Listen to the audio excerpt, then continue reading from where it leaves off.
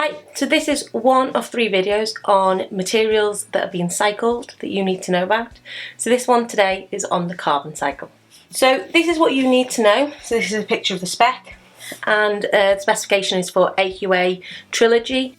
So today we're just going to look at the carbon cycle. So part of the spec that we're looking at here is this bit here about the carbon cycle, but it also links into the fact that you need to know how the building blocks are cycled for future organisms. So where should we start? Before we even get started with the carbon cycle, we just need to have a little bit of a think about things that are related to carbon. So first of all, can you write down photosynthesis and write down everything you can about photosynthesis? Absolutely everything. So pause the video, have a go. Okay, and one of the words that should have come up as well maybe is respiration.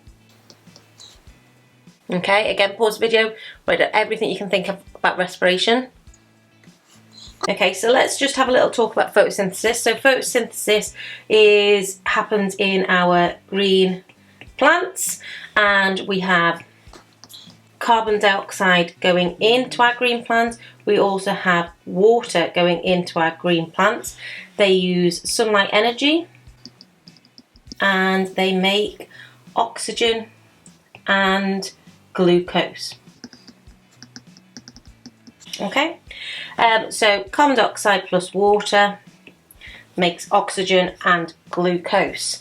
Now respiration is the other way around. We take in oxygen and glucose.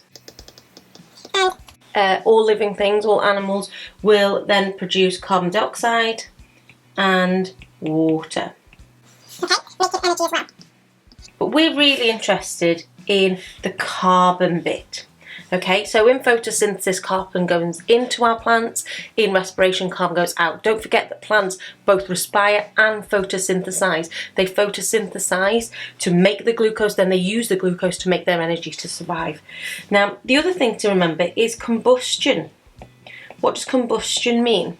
Combustion means to burn things, okay? And we burn them in oxygen. So if we have a organic piece of material, some wood, we burn it in oxygen, okay, and it will produce carbon dioxide and water, again releasing carbon dioxide into the environment. So if we were burning petrol, wood, all of that would make carbon dioxide being released into the environment.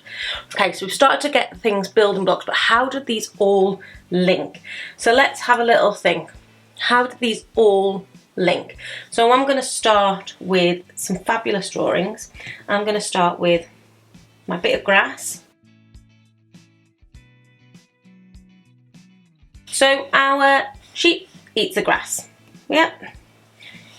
So when that eats it, it will take in the carbon that's stored in our grass, and it will turn it into carbon that's stored inside the animal. Now other animals will eat our sheep, and they will also get those organic compounds, those carbon-based compounds. So it could be eaten by something else, and those organic compounds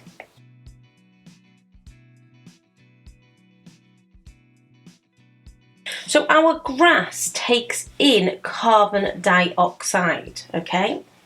So our grass takes in carbon dioxide and it photosynthesizes, okay? It takes in that carbon dioxide and it photosynthesizes. Our plant eats that grass, sorry, our sheep eats that grass, and it takes those carbon compounds, those glucose compounds, into our sheep, okay? So what else does our sheep do? Our sheep will respire, won't it? And that will produce that carbon dioxide into the atmosphere. Our sheep will respire, and that will put the carbon dioxide into the atmosphere, which then can be taken into our plant. Our plant will also respire as well. So we've got it respiring as well. Okay, so it's respiring as well, so it will also be adding carbon dioxide into the atmosphere. The carbon dioxide going into our plant will be taken in by photosynthesis, what we've mentioned already. We also talked about combustion. And this will also release carbon dioxide into the atmosphere. And then don't forget, our grass and our sheep will die. It'll be dead, dead, dead. And when our plants die and our animals die, they will decay and they will release those organic compounds into the soil, which can then be used as fossil fuels in much, much longer time. So our fossil fuels could be formed from those organic compounds, but also those, when they are decaying, they will release carbon dioxide into the atmosphere. And they will release that carbon dioxide into the atmosphere, and it will also be dissolved in water as well. So it's not just in the atmosphere, it's also dissolved in water. Okay, so it could be like the sea, lakes, all that carbon dioxide can be stored in water.